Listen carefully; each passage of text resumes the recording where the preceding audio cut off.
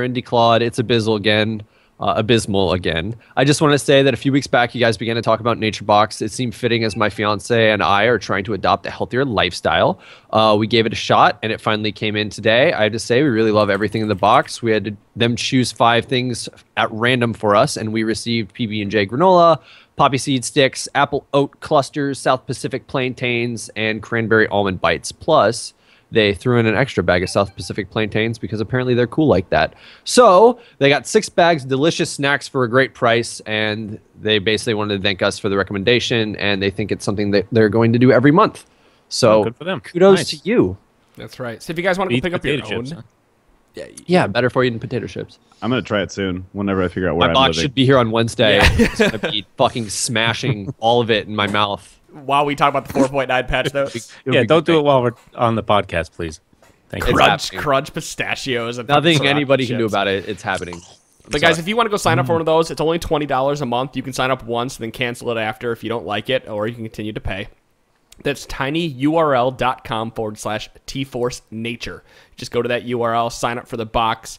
You guys are helping out the podcast with that sign up, and you're going to help actually get Cereal Box a stand and like a nice little pop filter and everything. I didn't know that.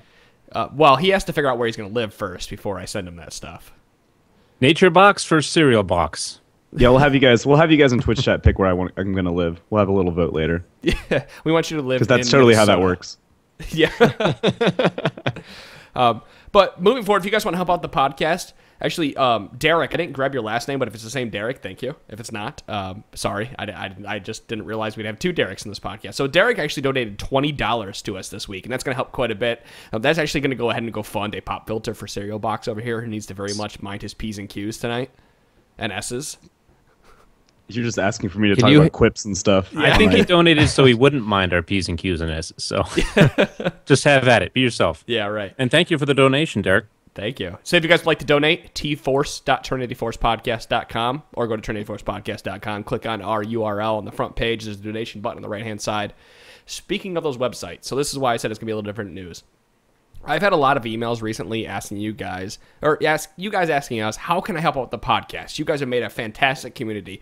Seriously, I had 20 emails in my inbox on Saturday alone, and not all of them were for that, but a couple of you guys asked how you can help out. Well, we're looking for 2 specific type of people to help out with the podcast. Right now, we picked up a marketer, so we're actually getting new marketing ideas, and we're going to get banner ads on the website. But in order to do that, we need somebody to help us redesign the website because, like I said, with GG Chronicle relaunching that, and we don't have the skills to take care of it. So if you are a graphic designer and or a web designer, please email feedback@trinityforcepodcast.com. Realize this is a great opportunity for you to add to your portfolio. It's going to be unpaid work, volunteer work, but we are more than happy to give you the biggest of recommendations if you go and you want to move on to your a job with that portfolio in hand. As well, we're also looking for a producer for the show, somebody who can go ahead and take care of the audio. We would send you the audio each week. You'd put the podcast together for us, and we would credit you for that. Again, another great way for if you're coming straight out of college and you've learned a lot about taking care of, gating and compressing and all that. It'll definitely help the podcast out. So we have those opportunities for web designer and producer for the podcast. So feedback@trinityforcepodcast.com if you're at all interested in helping out. If not, podcast is going to keep coming out week to week, and we don't need you.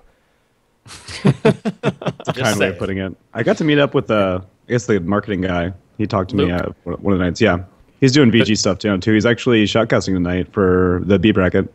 And don't expect to get paid. Adam doesn't let loose with any of his $100,000 he gets a year for this podcast. So. You don't see a dime. Sorry. Actually, we've just come to terms with it. I let loose a little bit of the cash that I made because, spoiler alert, we have a new intro coming.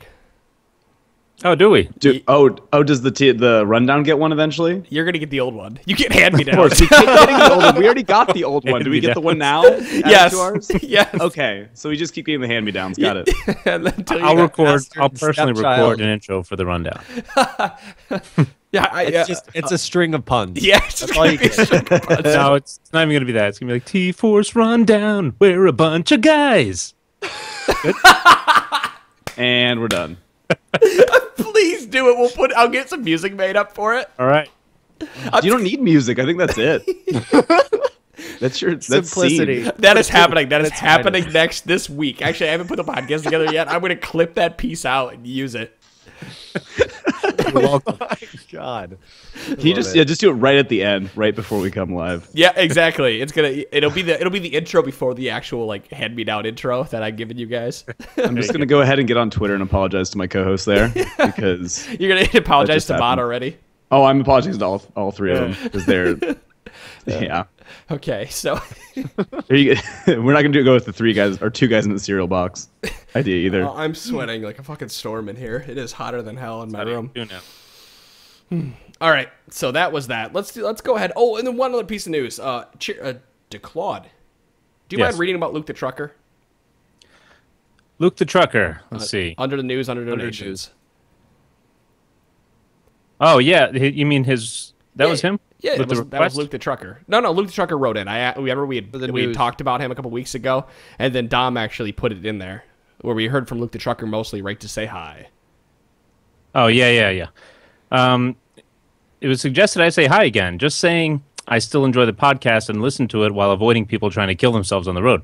I thank you for the offer of beer, but unfortunately the Cincinnati area truck stops are small and cramped with the exception of a Flying J at the KY I-71, I-75 merger.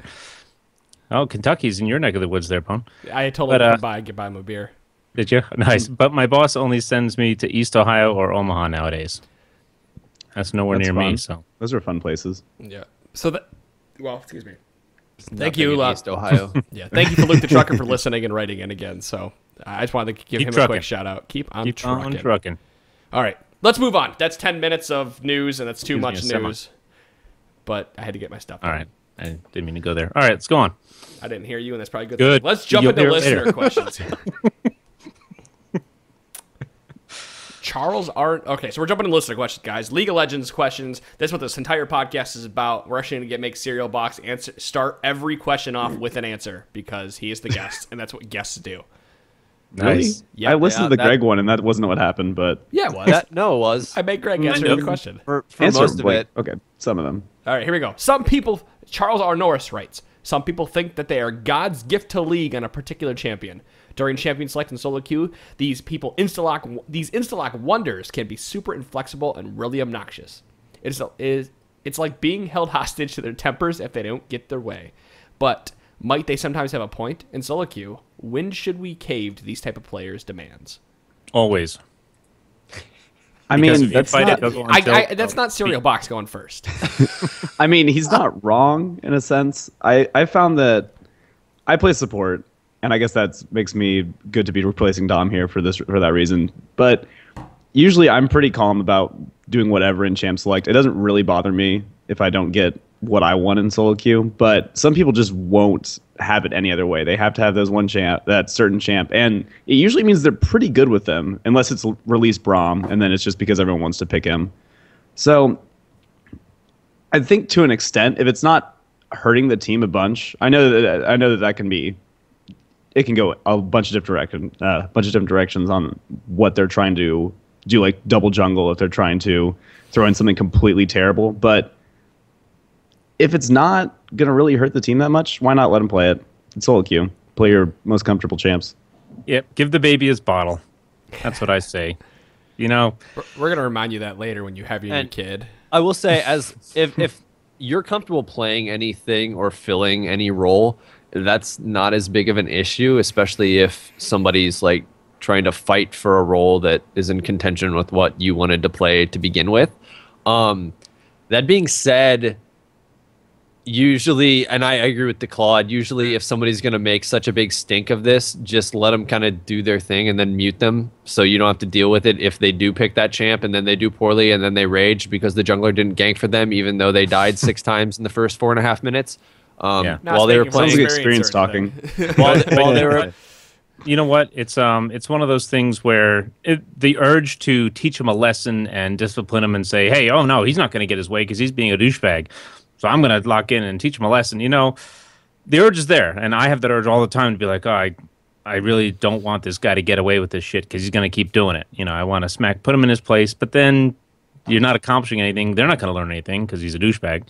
So might as well give the baby his bottle, play another role, and Hope he doesn't suck too bad. Ix in chat makes a really good point here. Where we've said in the past, and I screamed about it, where learn to get carried, because a lot of these people are going to carry the game. Strange enough, Fiora has one of the highest win percentage right now. Like, if we went to LOL King, looked her up, I think she's in top 5 still. And if someone's going to play Fiora top, more than likely they understand every matchup. They're going to play Poppy top. Curse Quast today. If you were watching the what is it? The Rush Hour stream with Double Lift and Afromu, Curse Quast carried the game as Poppy today because he understands the champion inside and out. Now, if Dom was on the stream, he would tell you about the story back when I was trying to make it to Platinum and duoing with him, when people were trying to play like Kazakh's top and they were doing all this crazy stuff, and I was bitching about it. And Dom would say, no, let these guys play whatever they want, let them go where they did. And when I did that, the people 9 times out of 10 carried. I had one time where there was a Vladimir who fed, and I dodged the next game because of how hard he fed. If somebody's playing like an off-meta champion that they've probably played a lot, just let them do it, because they'll typically just shock the shit out of whoever they're laning against. Like, I was playing Nasus into a Poppy the other day, and I want to say I'd probably died 4 times in the laning phase. But is it worth it? Is it worth it to put that person outside of their comfort zone? No, for the sake of a team composition. Don't say, oh my god, don't pick Poppy, pick Renekton. Right. They go, all right, and then what if they cave and they pick Renekton, but they suck at Renekton? Yep. I would rather somebody play a champion that they're completely comfortable on. And if someone, a lot of times players would be like, well, should I play this meta champion? You just say, play whoever you're best with, please. Mm-hmm. Please, do whoever you're going to do well on. Thank you. Don't worry about it. Higher elo, it matters. Just interrupt them. Just tell them to shut the fuck down. No, higher elo, it might matter more for those two. Anyway, lower elo. And then Decloud comes back in. No, in higher elo, it might matter for the comps, and you might have to say, hey, we have to actually look at the comp. But like in even plat to bronze, if you just play comfortable champions, you're going to win much more than if somebody says this person's totally OP.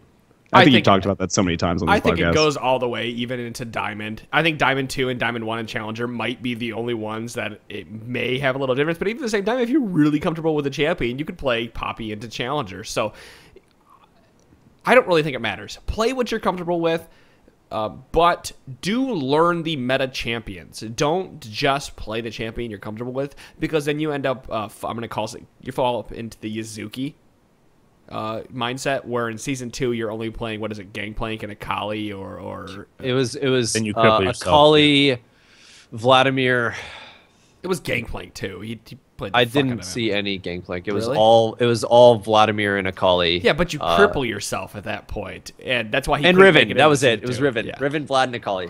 Give yourself diversity in all the roles. Try to pick at least 2 or 3 champs in each role to begin with. Get real comfortable with them. And what this question's more to when other people are trying to pick this thing, I think we answered it pretty solidly with just let them pick what they want. It might be OP. That's fine. Take the high road. I purposely brought my Smurf into bronze. He's silver 3 right now, but purposely.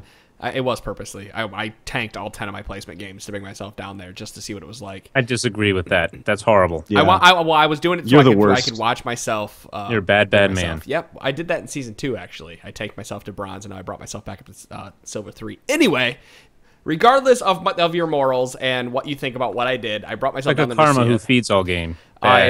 You should. That's when you go to sleep. Still be banning those overpowered champions and lower elos, and you guys know what those are: Mumu, Blitzcrank, and whatnot. But don't force somebody into Blitzcrank at bronze elo just because it's open, because the person might not know how to play them. Same thing goes with the Mumu and whatnot. So I think we beat that question to the ground. Yeah, I would agree. Solid. We all unanimously agree. It looks like so. All right. CJ writes in. I don't know how much we can talk about CJ's question, because we've pretty much covered. It's about Feral Flare. So he writes in and says, I think that the real issue with Feral Flare isn't its numbers or the fact that it rewards AFK farming. What it really does is expose the overtuning of anti-snowball measures that Riot has put in. Teams aren't punished enough for being down levels going to mid to late game. Any thoughts? I would kind of. It used to be. This email probably came in back before the nerf to Feral Flare came out, when they nerfed the lifesteal. Yeah. On it. Well, now you can farm it in lane with kills and assists. So. Right. And So Pharaoh Flare, like I said, I don't know how much we can really talk about this in this question because I feel like Pharaoh Flare is in a perfect position right now. It's in a much better position than it was. Oh yeah, it's a choice now. It's not a must grab. There's going to be champions that are going to. There's going to be champions that are going to build it. The difference between Pharaoh Flare and like Spirit the Elder Blizzard is solo queue and team games. Because solo queue, you're going to build it. Team games, you don't have the time to build it if you're playing properly because the games are moving too quickly and you don't have that time to farm 30 stacks. By the time you have 30 stacks, it's 30 minutes into the game. Because like we saw Dignitas TSM, there wasn't a kill until I think 12 or 15 minutes, was it? I'm leaning over here on my LCS rundown co-host. If you'd listened last night, I definitely was not around for the NA games. I watched a lot of the EU this week, but NA I wasn't too familiar with. But yeah, this week. Like I said, CJ, sorry we couldn't get to your question too much, but I think we've answered that in previous ones. Where is Riot adding anti-snowball measures to this game? Yes, but they don't want one position to always snowball. That's what they're trying to fix because with that Pharaoh Flare, it was only the jungler that could snowball and make an impact in the game, while top and mid have no chance to come back or even fight that snowballed jungler. And that jungler has no opposition while they're snowballing too. Unlike a lane. I think that's what we're going back when we talked about Pharaoh Flare in the beginning, where if you are in lane, you at least have opposition and you have to make up your mind if you're going to CS or take that gold or whatever it may be. But if you're in the jungle, you have that free farm with nobody coming in there to stop you. So you can't give them as much power as you can lane. Yep, and they smacked it down to where it belongs, I believe. Right. So, all right, moving on to the next question then, I guess. We're gonna rapid fire through these. This is an interesting one. Is it? I haven't read it yet. Chad writes in, what do you guys think about a monthly premium subscription for League? I can already write this off. That completely goes against and kills Riot's entire business model. Business for League. I'll let one. I mean, Box, do you have, what is there to say there? Like it defeats free to play. There's not. I don't think any other game that's free to play that has the sort of business setup that Riot has like a subscription, and I don't think it would work. And there'd be trolls. There's trolls in subscription games as well as free to play. So read the next part. Yeah, I'll read the rest of it. He goes, maybe every month you get a free skin or champ you don't have or something. However, the bread and butter of the sub is to more aggressively police the community. For example, you'd only be paired with other sub players in ranked. There'd probably be longer queues, but at this point, I'd rather have a 5-minute queue than a 20-minute game. That's a guaranteed loss. I don't think it would fix anything. You know what it would do? It'd be the same thing as the honor system. It would fix it for a month. And then everybody would just pay the subscription to get that free skin and allow themselves to get that priority queue with other players who have paid. But it doesn't get rid of trolls. It doesn't solve the issue. What happens with your friends, too? If some of your friends haven't paid it and you have, can you queue with them? Can you not? Sure. Yeah. What does but what does that mean? Who do you get queue against? Yeah. If they don't, is it like 3? Oh, you must have 3 subs on your team then because we only have 3. I like that you're thinking outside the box here with this one. It's you're trying to figure out ways to police up all the trolls, but I don't think the subscription is the way to go. The issue with policing all the trolls is the fact that there's just a stupid amount of people also playing the game right now, and 28 million people. I'm just saying playing the game or something. Out of that many people, the general population, there are bound to be a bunch of shitheads. That's just how it is. You can't take, even if you. Out of 10 people, 8 of them are great. 2 of them are still shitheads, and there's probably 1 on each team. So there's just assholes. Well, see, okay, so Catherine is talking about you will lose the broke students. You won't lose anybody in this because people will still be able to play both. It's kind of like the WoW thing where WoW had 10 million subscribers regardless of it being $15 a month, but you've seen it drop off because people don't want to pay a subscription fee anymore to play a video game. Well, and there's just so many other games that are available too. It would lose me, for example. I don't like subscription games. I played WoW, I did that whole thing, but you feel obligated to play to get your money's worth. And if you don't feel like playing, you feel like playing something else or taking a break, your money's going down the toilet, and it's a horrible feeling. And then you're like, I gotta play. And then you're playing. It's more like a chore instead of playing for fun. So. Right. Down with subscriptions, damn it. If you add a subscription, on all games, you got to get rid of IP, and then you have to be able to make it so you can pay for runes because this person, people are already complaining about pay to win with some skins, games. So, yeah, some games like WildStar, you can earn credit in game to pay for your subscription, but then it becomes I got to do these dailies, or I got to do this in order to pay my subscription, but I really don't grind feel it like out it. as a And then job, you burn so out. you can continue playing. Right, you that's burn true yourself with, out like, on the Eve. game, and you don't. Eve's The pretty much love the isn't same there. way. You lose the love. We need I mean, to- we could ask Greg about that, or Gio Russo, I because was gonna I say think we need he's to ask Greg. yeah. Well, But, I he's, mean, he's a community manager for. for Eve. He's rich. He can pay the subscriptions. He doesn't care. I don't All right. think that there's never going to be an end all be all for trolls because of the anonymity or anonymity or whatever the fuck, I can't say it right now. Of the internet. Anonymity. Because of because of how anonymous people are on the internet. There's no way to ever fix trolls. There's preventative measures to help, like the tribunal system, which is being revamped or has been revamped, and that's going to help, but you are never ever going to get away from it because people are always going to be assholes. It's just human And nature. there aren't black and white trolls and no trolls. There's different levels of trolls. There's passive-aggressive trolls. There's Adam-like trolls who yell at you in the game. There's people You're who like, are "Why just did you in a suck?" shitty mood one day know. and they're great the next day. And there's trolls like me who always say no to surrender, no matter how shitty the game is and everyone's suffering. Everyone's a troll in their own way, but To Adam, wonder- you're the worst kind of troll. When they revamped the tribunal, I wonder if do they put in anything Adam's mad at me. that makes somebody's report worth more than somebody else's? Like, let's say somebody. That was Somebody- the rumor was for a long time. I didn't know if that you- happened or not. Well, the rumor was that I've always heard, and somebody who might do tribunal all the time could correct me, but that was if you do a bunch of false reviews, your reviews are weighted less than the other person, but I don't know if that's true or not. I didn't know if that was at all a thing. I figured I have not even paid attention to the tribunal since I Well- think it came out the first time. Yeah, sure. If you report everybody for no reason, you can actually be punished. Yeah, they had a buddy I'm do- pretty sure a just a lot buddy of the game.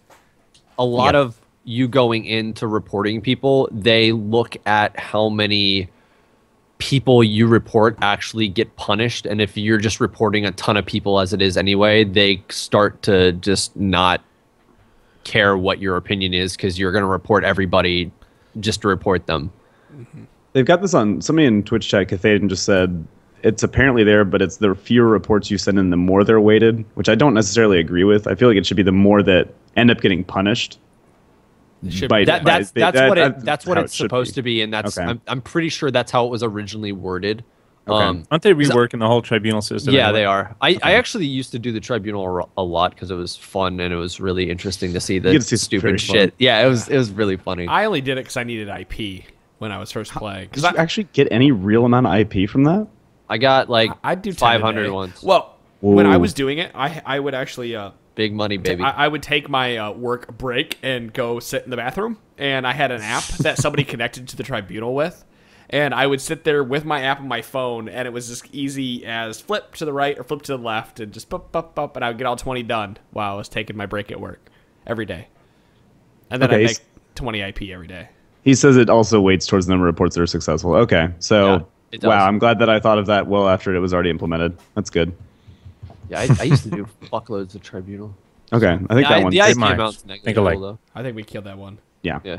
So Easy peasy. Abysmal right in. This is Derek who wrote in earlier about the Nature Box. I'm a very new player to League of Legends. I don't have enough knowledge of the game. How would you recommend I begin to learn so that I know how to deal with matchups and what to build? Do I just keep playing? Well, first off, you listen to our podcast, which is a great start. I think you, by writing into us and downloading all three of these podcasts every week, you are going to learn leaps and bounds more than anybody else. Next, read guides. Go to lolpro.net. Go to, I don't know if Team Solo Mid is good anymore because I haven't looked at a guide in probably 3 years. I like LoL Pro because it shows like up to date stuff off what pros are currently playing and Right. I like what Derek said. Just keep playing. Keep playing, but I like what we mentioned in earlier podcasts. Work on your basics first. Do games where make a little mini game out of it in a custom. Try to beat your CS by a certain time limit. By 20 Right. minutes, see what your CS can be. if Try to you're- beat it again.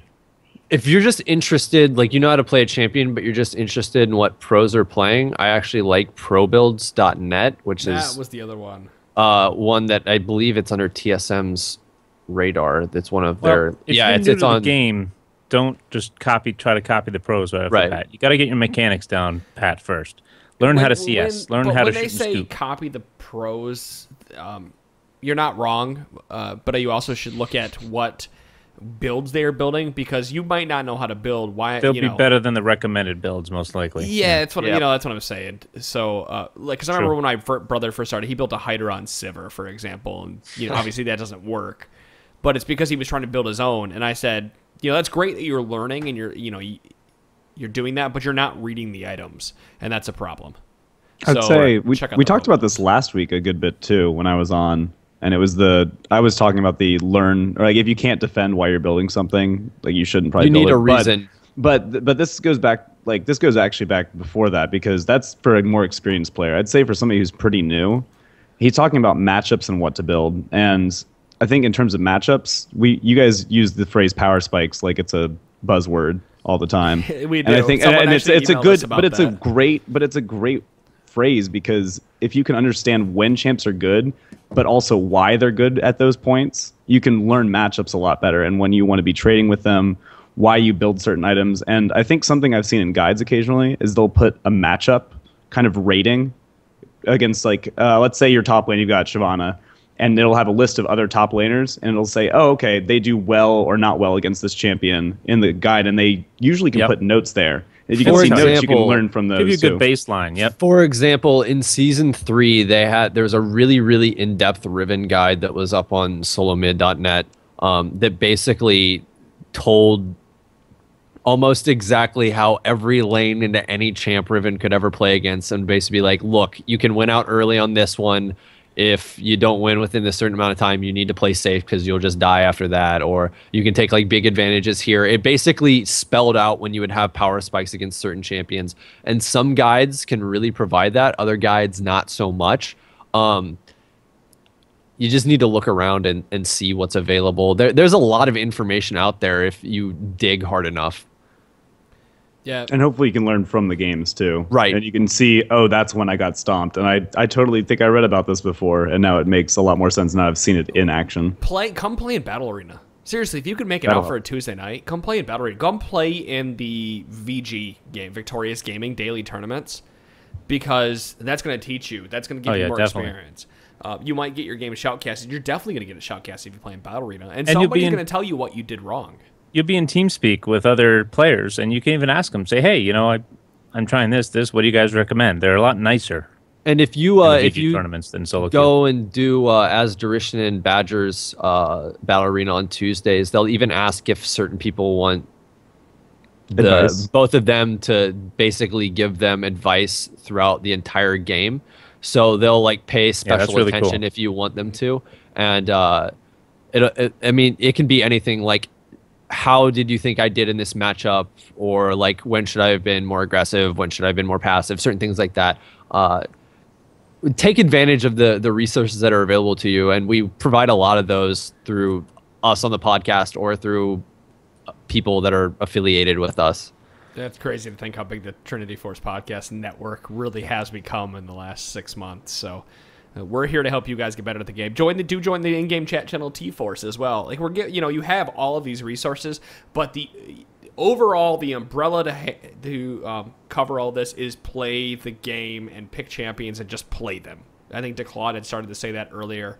It's just pick. Abysmal said it in his question. Just keep playing. Yes, you got it. You're on the right track. So you listen to us, and you know that you just got to keep playing. Yeah, I think I've played 1,500 normal games, and I doubt that's even correct. I played 500 ranked games last season or something stupid. Like, it's just, you just got to play the game. So. All right. Cool.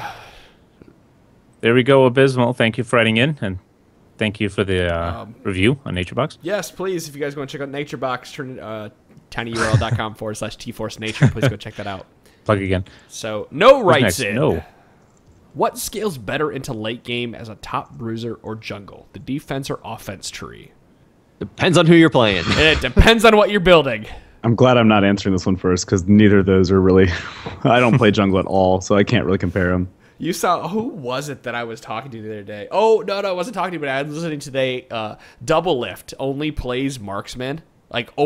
Completely every time he plays a game. And so he was Hotshot asked him, should I take this mastery or this mastery? He goes, I don't know, I only play marksman. Like, this guy is so specialized in his role that he can't answer anything. So it's funny that you say that. Yeah, I mean, I'm gonna let. I know Cheer plays a lot of jungle. I don't want to start this one. It depends on what items you build and what your Yeah, the question's too vague. For example, look at a character like Jax. He's kind of one of the most powerful top lane bruisers in the game at the moment, and he's not a bad jungler either right now, surprisingly. But he's one of those guys where you can run 21 points in offense and build almost exclusively offensive because it gives him free defensive stats. It's one of those things that it's completely based on the champion you're playing and the role you need them to fill. So if you're playing a bruiser that offers a lot of CC and less late game damage, it's probably better off for you to go of like a more defensive mastery sort of page. I like Olaf, for example, who does a lot of early game damage, and his damage kind of tapers off later in the game, but he still stays relevant. I run like a really weird hybrid-y 13-17 page on him so I can get the bonus defensive stats out of second wind because he has a lot of built-in lifesteal. Right. Champions like... He must be low health. Right. Yep. Somebody like Zac, who I would consider a bruiser too because he does a lot of secret damage. I run complete defensive masteries on. Somebody like Nasus, again, who is considered a bruiser tank. I run defensive masteries on because I know late game he's still going to have the damage regardless. It's super, super champion based, and it's matchup based as well. And definitely matchup based. What items you build towards it, but I think your mindset's wrong. If you're looking at runes and masteries, look at them for the early game, not the late game. They're there to give you that boost. It's for an edge.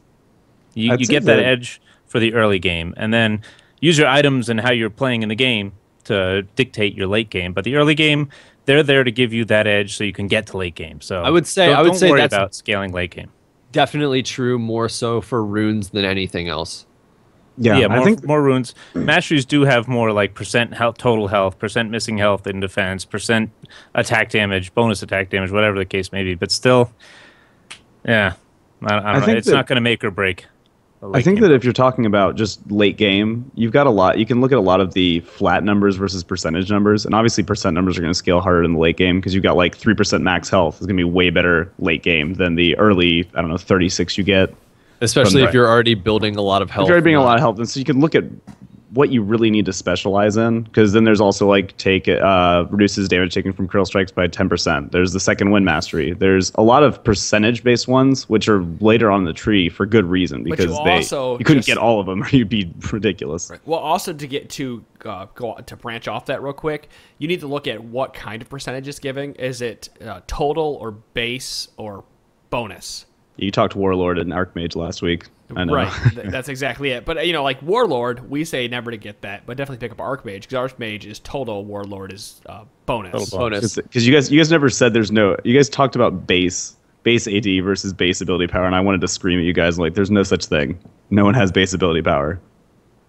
Oh yeah, right. There's no base ability power. Yeah.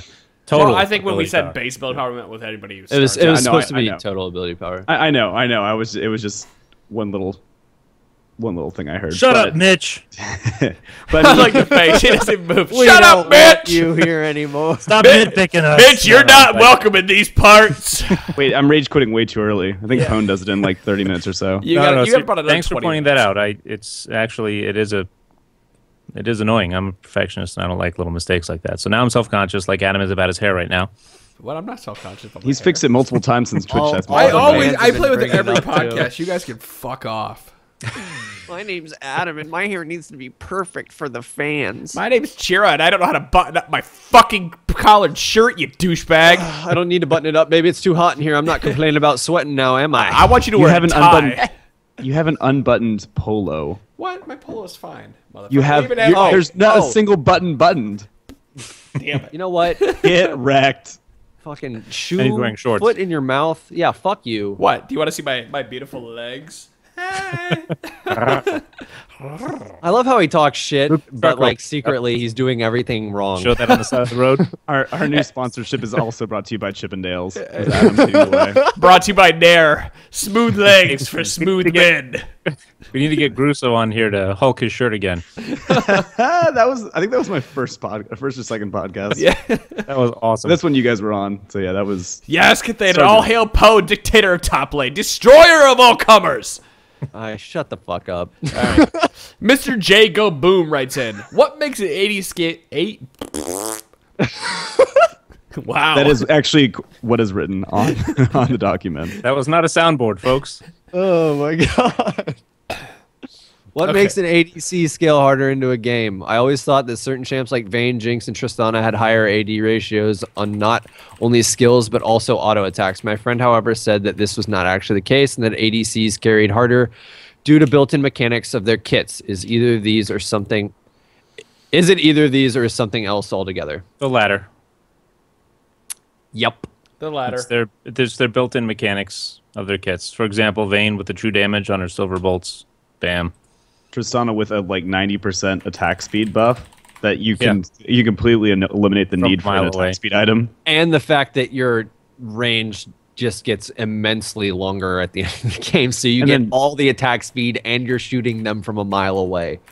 And then Jinx's would be, in addition to a lot of other things with her ult, but her, I don't even know what to call it, Gatling gun. That one scales up, I think, % attack speed, and so that gets better and better as the game goes on, and you have more of those items. It ramps up like crazy. I think that answers it. Wow, yeah, pretty much. It's funny because you don't really have. We told you the one that was right. You don't really have 80 ratios. I think actually, I was listening to Double Lift today, and I guess we're going to keep talking about him. I don't know how many times on this podcast, but he was talking about when you buy Bloodthirster versus Bork. And I guess we can share that with you guys real quick, which he said, if you have good AD ratios, which are not really on 2 of those 3 champs we just talked about, then you want to buy Bork. Sorry, if you have good AD ratios, you want to buy Bloodthirster, because that's just flat AD, whereas Bork, it doesn't work as well. It's usually more attack speed based and works better for stuff like Vayne, who wants to get all those attacks in. And you don't Vayne need scales really hard off of her W as well, because you're doing true damage every 3 auto attacks, so you want more auto attacks in, unlike Graves, who only gets off burst with a couple autos. Yeah, and Triss doesn't even have when they do hit. Triss doesn't even have any AD ratios anyway, so yeah. She scales. You could call her rapid fire essentially having an AD ratio, just by the idea of it. But yeah, it really doesn't at all. So that's the main reason I think they scale really, really well. So yep. So just see what style you like. Do you like the burst, blow my load, and do as much damage as possible, and then wait a few seconds to do it again? Or do you like the attack speed, shooting, scooting, moving in and out of combat? Do you like being up in the thick of things? Do you like being back? Take a look at all the champions and their kits and. Yeah, to go off that point, you have to also look how these champions play, because I've said it in the past, Twitch and Vayne are the only 2 80 carries that actually run through the front line to the back line to do damage. They don't sit and pound on a tank. Urgot doesn't. Because he ults and then he's in there. I'm just not including him in the ADC category, because he's not really an ADC. He's this weird hybrid just an character. AD guy. Yeah, but like Vayne with her tumble is allowed to roll into the team, push somebody against the wall, and kill them, and then get back out because the tumble again. Invis is the other part. Yep. Yeah. Because you have no idea. The second she tumbles, you have no idea which way she went. She could have gone towards you, away from you, or some awkward-ass angle where she's going to kill you even harder from. Tip, and it's the same thing with... Upgrade your sweepers. Damn it. It's the same thing with Twitch. Because you would see a lot of Twitch Evelyn submarine comps. Have you ever watched the OGN? Twitch actually, if he's coming from, let's say, Dragon Pit to mid, he actually runs behind the person, and he's like the person initiating the fight. You would never think an AD carry would, but Twitch can do that because of how much damage he puts out and how quickly he puts it out with his ultimate. Because you're stacking his passive. Once you hit the ultimate, it stacks 2 stacks every auto attack, right? Yeah, a good Twitch who can submarine like that is terrifying. Yeah. And that's why we call it a submarine, because you are coming up from beneath them or behind them. Yep, surprise attack. Right.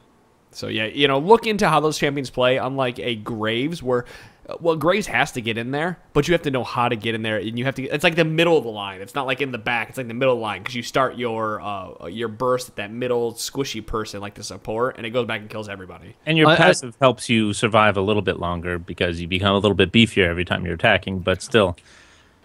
Another good example of somebody who would scale much better off a Bloodthirster would be somebody like Varus, who is really, really based on landing 2 skill shots. Like 2 skill shots, and his Q scales extremely well with AD. So you get that early Bloodthirster, and if you're ahead of somebody else, you can chunk them for like a third of their health bar.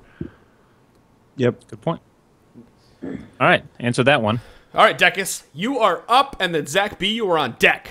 When Howling Abyss came out, one of my friends switched exclusively to Arams and refuses to play Summoner's Rift. He has a bit of a temper and takes losses pretty hard, so we think he might prefer Arams because he can blame the team comps for loss rather than any one person's mistakes. However, the rest of my friends and I are sick of Arams. Do you have any advice on how to help my friend take the game loss seriously and learn to enjoy Summoner's Rift? It's getting to the point where we almost don't even want to play League with this guy anymore. And Deck is his friend. If you're listening, awkward. You're going to feel a little... little weird to here, feel that rage. Dear and Decus, maybe that'll be enough to make you decide change your ways. Dear Decus and Decus friends, suck each other's cocks and get over it. Oh my God! Why this? Give a little bit of. He means roosters, and it's a beer. And I'm not. No. What I'm saying is you can't change what your friend likes and what your friend wants to do. If once a rager, always a rager. I mean, Jira and I were talking about it this weekend, how we can't play together because we just shit talk everybody. Either we're best friends or we hate each other. Right. No, but you're not going to change his point of view. There's nothing you can say to this guy to make him want to go play Summoner's Rift. Like, you just if you want to play with him because you like being around him, you need to go play it. You need to play what he likes to play, or try to coerce him into playing Alpha Runs or Dominion and try to work him into Summoner's Rift. But if he won't play it, you have to make the decision whether or not you want to keep him around. And you also life need to tips hashtag. Let him know that he's not fun to play with when he's raging too. Nobody's ever gonna fix their rage if they don't have a reason to. They're gonna actually have to want to change their whole mindset and the way that they're playing before any of that change actually happens. You're not going to be able to just sort of slowly get his rage habits to stop. So let him know that he's not fun to play with if he's just going to be a huge asshole the whole time. And I say you and your friends write little personal notes to him and then stage an intervention. And when he comes into your Skype or your event or whatever, be like, "Hey guys, what's going on?" And then he'll see the big banner, the comments and everybody. This is an intervention. Look, buddy, we care about you, and that's why we're all here. I'm going to go first. You've always been a big part of my life. Here's the deal. This guy is playing. Shut the fuck up. Shut the fuck up. Realize it. But I really am not having fun. I'm not listening to you, Declan. When you're so raging. You have to realize that people play this game for different reasons as well. And that if he plays the game and he's having fun with Arams, you can't decide what is fun for this guy and what's not. So let him play the game the way he wants to play it. We also said he can blame the team comps for a loss. If that's going to be his logic, they had about him. I know. Okay, yeah, but if they ask him why, and if that's the reason he came up with, I can't even logic that in my head. That just, you can say, well, I guess we lost because it's a random game. Well, go play. I don't know. That poker. does take some of the weight off of him, I guess, and say, okay, I can play like a troll now because there's no way we can win against Nidalee and Lux while we have Scion and Mundo. But yeah, anyway, that's you haven't seen my AD Decus, Scion. I'm sorry, I'm killing your stuff and my hands everywhere because intervention. You don't do it. Deal with it. The official watch. If you need some advice on how to do an intervention, watch the It's Always Sunny episode about an intervention. It goes really well. Just don't bring a gun. Or bring a gun. Who knows? That might spice things Claude always up. has a gun on his hip. So, you're going to pull it out, just start shooting in the air, and everyone ducks to the ground. I told you to play Summoner's Rift! And I forget to him, I push to talk, and has no effect whatsoever. Yeah. I would love it if one day the Claude got all, Yankee on us. And went, yeah! And started, shooting up in the air when he gets excited over a win. No, can't do that. There's a second floor, and There might be some dead things up there. Podcast outside. Well, you could just shoot out your... Dead before or after you started shooting? Both. And well, it might be cow, so... He's got a little pasture upstairs. Move on with that one. Zach B was deck. My boy Zach B. Zach B writes in, what would it take to make Flash not be a 100% pick? Flash has been that one consistent summoner spell throughout the history of the game, and I don't foresee that changing. Well, you're right, Zach B. That's not changing. It won't be, and it's just because there isn't really any other summoner spell that is good in so many situations as that ability is. You can argue that Ghost is better on some champs, at least for mobility, but... Even the Ghost champs, at this point, I'm still taking Flash because of the ones you want to stick, when you want to the stick only onto thing somebody. I can see, it has a horribly long cooldown, and that still doesn't deter. Everybody takes 100%. Maybe if you double or triple that, it's just so that one situation. So, yeah, the only way Flash goes away as the summoner spell, I mean, an innate spell that everybody gets. Right, or every other summoner spells cool down to 30 seconds and leave Flash where it is, and maybe right. Earth mode for the other summoners. If you could only pick Flash and you couldn't have 2 summoner spells if you grabbed it. Ooh, that'd be interesting. There you go. Yeah. Good. Pick it on Jinx. Well, you know what that would do? That would honestly change a ton of the meta. That would change a lot. That would be like high mobility champs all the time. Well, it already is right now.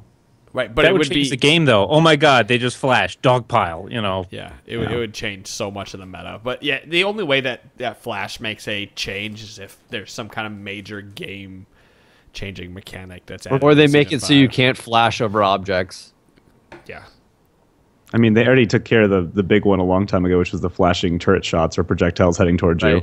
I was about to say, for don't. anybody who hasn't played this game for a really long time, people forget that Flash used to go even farther than it does now. Yeah, it did. Way farther than it does now. Yeah. And when they shortened that, a lot of people were really pissed off about it. And then they're like, oh, nobody will ever use it again. They half the range on it. And then everybody still picked it anyway because it was so good all the time, but regardless. I could still get over terrain, so I was good. They nerfed it even more at one time, and where you couldn't get over even the simplest terrain, and then they put it back on the PvE. So they realized it was useless, and no one would ever pick Flash for any reason whatsoever. So I don't know.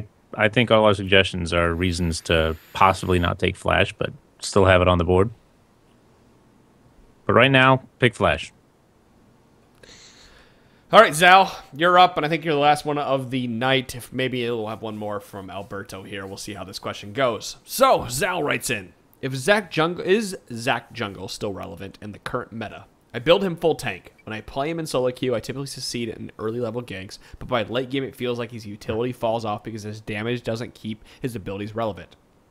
My teammates usually get extremely aggressive in chat, says Zach's a poor jungler. Should I try building Zach as a more of an AP brawler, or is he just useless as a jungler right now? This is actually kind of funny because I played Zach like probably 6-ish games this season, and half of those have been jungling, and I haven't lost a single jungle game as Zach. And I was getting a Spirit Stone into like Spirit of the Ancient Golem, and then a Sunfire Cape and Spirit Visage with a Haunting Guise kind of mixed midway through. Building like that kind of AP-ish bruiser, but more late game tank sort of character. But honestly, I don't feel like Zach's utility ever falls off, just because as long as you can get your team ahead, you can do some really annoying stuff to the enemy. And typically what I'll do is I'll just tunnel vision the shit out of the AD carry and take them out of the fight for as long as I can. And if you build Zach with like a Sunfire and that Haunting Guise, and you finish it out in the Leandries, and you build some other kind of bruisery damage stuff, you can actually kill an AD carry, and there's not really much they can do about it when you ult them. And it's really funny. So if you're going to do it, I would say try more of a bruiser AP build. But still realize that if your team doesn't have an actual tank, you're going to have to fill that role. And you're probably going to get counter jungled a lot unless the enemy jungler just isn't gonna give you a hard time at clear all. Speed is just stupid slow. It's really slow, especially early. Once you get the Sunfire, and you get like a Haunting guys, it's not that big of an issue anymore. But your early clears are brutal, and just comparative to other top tier junglers at the moment. I really like Zach.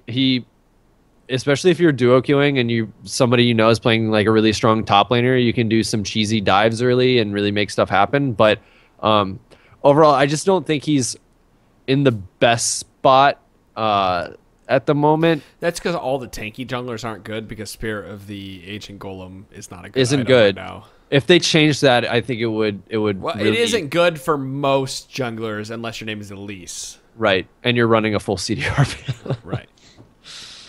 But I don't know. I still like Zach. I'd rather play him out of the top lane than out of the I jungle. think though. this goes back to our very first question of the night, where play him if you're comfortable with him and you feel like you can make plays on him. My problem with Zach is I like Zach out of the top lane a lot in solo queue. I feel like he brings a lot to the team and can roam quite effectively. Especially with teleport. Yeah. But his also big problem is he can't engage like a lot of the other junglers can, because he has to wind up to do it. So you have to be off to the side to engage for the most part. So Or you have to, you have to play him kind of like Fiddlesticks, where you sit off in the wings and you wait for the enemy to kind of go in, and then you counter engage onto them. You're not necessarily the primary engage on the team. You're not like Malphite, where you're just instant. You fly across And you rush up. Unless you're gonna burn flash to like flash ult, but even still, that's not typically It's worth not it, even because that once great. you're in there, you might die if your team doesn't follow up. I would say, if you still have some questions about how to build Zach or anything like that, feel free to add me in game, and I'd love to talk to you about it. I think I'd say that if you are having trouble with the damage, which I think is what he's mostly worried about, because if you're playing a champ that runs in the back line and then doesn't do enough, where the other team would just say, oh, okay, he's over there, we're gonna go take care of the rest of their team now and not really give a shit about him. Ignore him. Then just build a bit more damage. Like I think you can kind of build him like a Mumu, I believe, because it does have good AP ratios, so you can get like Abyssal, Rylai's if you want either of those. I like to build Pen on him just because with his W being % damage to enemy champions, and it's an AoE, if you get you get that early Spirit Visage, and since his Q slows, you can always turn that into a Leandri's. Yeah, because it does extra damage there. Yeah, and then Abyssal's there is good too for more pen essentially. Except that's for the team thing. pen. I built him kind of how Elise used to be built, where you almost built her like tank pen, but he's never going to do as much damage as Elise. Or like that's where the issue occurs. He'll be tankier, and he has 2 lives, but Right. Yeah. All right. Well, thanks, Al, for writing in. Your name is very close to Zach, so at least you got that going for you. Do I do one more since we did start pretty late? Yeah, let's do Alberto. Knock it out. Can you guys talk about Zillion support? I play him this way, and he has been helping me move up in bronze. How What does you it say? would I play play him this way. What did Dom do to that? I know. I think he may not be saying first that- language. It Well, may he's not be not first support. language here. yeah, he's playing Zillion as helped support up- rather than like a mid up in laner. bronze as Zillion support. How would you play him? I see that as a mistake. I have people tell me to tank him up, but I prefer burst mage support. Here's the Cereal thing. Box. Why Let would Cereal you Box think- do this one? No, shut the fuck up, Chira. Cereal Box, go. I mean, I don't really understand why you would run Zillion as a tank in any situation. I don't either. He is another cooldown based champion that he kind of bypasses his own cooldowns thanks to rewind. So I'd say like just building straight AP and support items, maybe getting a talisman, or if you wanted to go Frost Queens, you could do that. But otherwise, if you build the more AP you build, also the more health your target gets back when you ult somebody. That scales really, really hard. I think it has the biggest AP ratio in the game, it's because its health that's being restored to something, because it's like 3-to-1. Oh. It's something ridiculous. So if you build straight AP, everything works well. You just throw out bombs, and by the early game, you're really bursty. You're supposed to be harassing down bot lane. Late game, you're only really utility. Your bombs aren't going to hurt that much if you're building support, and you just have to realize that and use that to say, I can engage fights really well with somebody like getting an Amumu into the fight with that time warp. Disengage.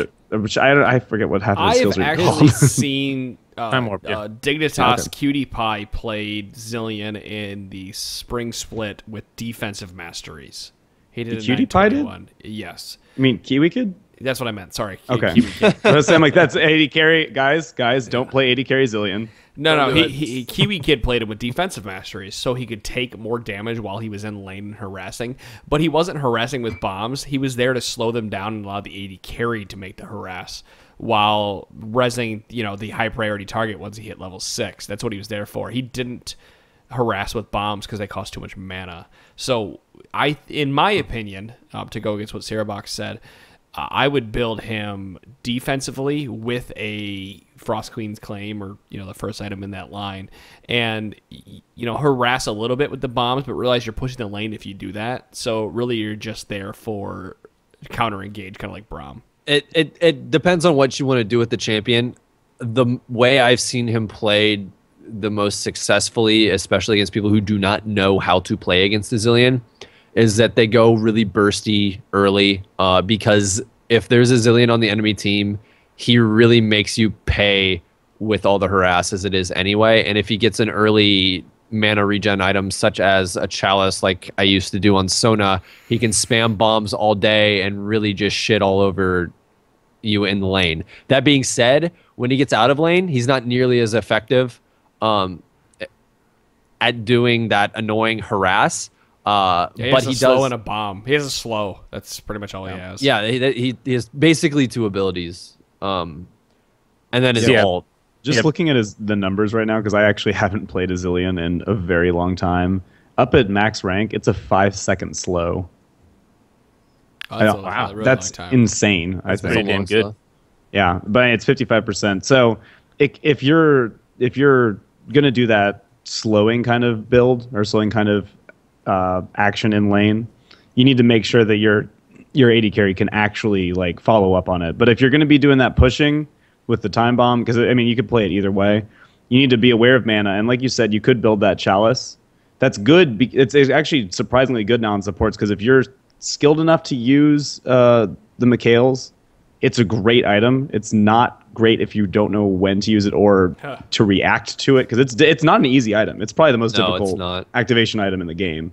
And you could be spamming bombs, but just know that you're not going to do a lot later besides revive somebody and try to keep everyone safe. If you're running that setup, fittingly, there is a timer on Zillion's effectiveness.